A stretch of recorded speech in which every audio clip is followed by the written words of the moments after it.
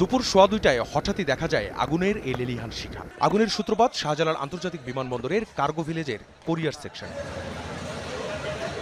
দুপুর ২:৩০টায় খবর পায় ফায়ার সার্ভিস। তাৎক্ষণিক ৭টি ইউনিট আগুন নেভানোর কাজ শুরু করে।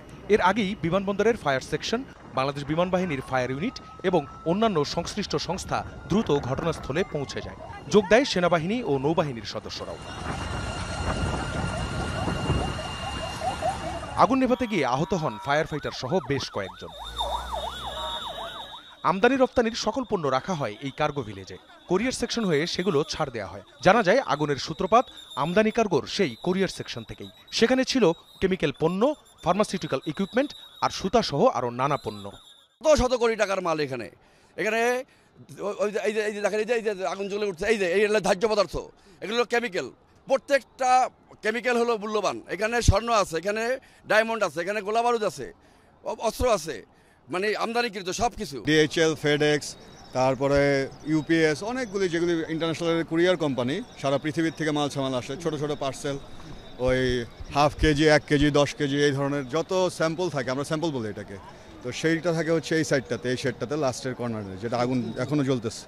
তারপরে আছে আমাদের কেমিক্যাল, এরপরে আছে আমাদের বন্ডের যে সুবিধায় মালগুলি বের হয় সারা বাংলাদেশের গার্মেন্টসের বিভিন্ন আর্জেন্ট শিপমেন্টগুলি। যেমন আমারই পার্সোনাল, আমার এক ফ্যাক্টরি 16 টন সুতাই আছে। তো সুতাটা শুক্রবার নেমেছে, তো সেটা টোটালটাই শেষ। কার্গো ভিলেজে যখন আগুন জ্বলছে তখন বন্ধ করে দেওয়া হয় ঢাকা থেকে সকল বিমান চলাচল।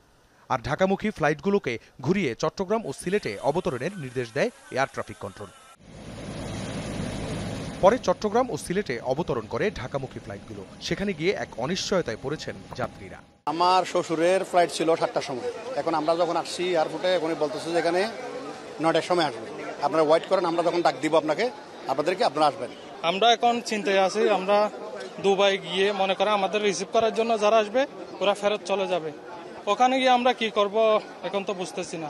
আমরা যদি আমাদের জবে গিয়ে আমরা যদি এখন জয়েন করতে না পারি তাহলে আমাদের জন্য একটা সমস্যা হয়ে যাবে। অনিশ্চিতের মধ্যে আছে আসলে ঢাকা থেকে ফ্লাইটটা কবে হবে, বা ঢাকার ফ্লাইটটা যদি আগে হয়ে যায় তাহলে আমাদের আসলে একটু দুশ্চিন্তার মধ্যে আছে। ট্রানজিট যাদের আছে তারা সিলেটে নামতে পারে, সিলেটের। তো ওইটাও কতজন নামতে হবে? 12 জন নেমেছি আমরা। বাকিরা কি হবে? বাকিরা বলতে পারি না, বিমান কর্তৃপক্ষ বলতে পারবে। এই যে আমি এখন ব্যাক করে যাচ্ছি, আমার কালকে লাস্ট অফিস ঢাকাতে। আখলাকুস সাফা, যমুনা নিউজ, ঢাকা।